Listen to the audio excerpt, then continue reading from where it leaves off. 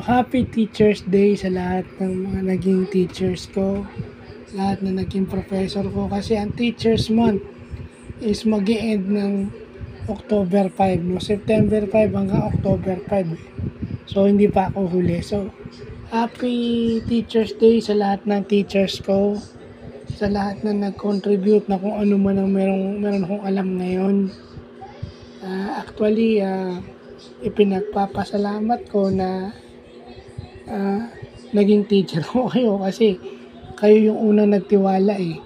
Kung yung sarili kong mga magulang in doubt, kayo naman eh may tiwala sa akin. If allow me to name a few, si Sir Aris at saka si Sir Alfred. Kasi kay Sir Aris dapat hindi na ako magpo-program eh. Pero ayaw mo pumayag, sir, na hindi ako magpo-program. So, ayun. Nadala ko yun hanggang ngayon. Si Sir Alfred naman, hindi niya ako binabawalan ako kung ako'y may binabasa. Kung nag-enroll ako sa graduate school, hindi siya tumutol eh.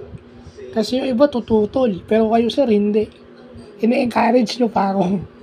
So, dun pa lang, maraming salamat po. Kay Sir Mar Garcia, dahil naniniwala siya na kaya kong maging teacher at saka inuna niya talaga yung safety ko kaya hindi niya ako pinag-off campus. So doon pa lang maraming salamat po. Sa lahat na naging teachers ko from elementary to up to graduate school, hindi ko na kayo isa-isahin. Maraming salamat po and God bless. And kay Sir Randy Solis kasi may alam ako sa physics, analytic geometry at saka trigo. Diba? Lagi kong sinasabi yan. Kaya may alam ako sa mga subject na yun, miski pa paano dahil po sa inyo. So, hindi po talaga ako siguro magsusurvive ng college kung hindi dahil sa inyo. At syempre, sumalangit nawa kay Sir Rio magkamit.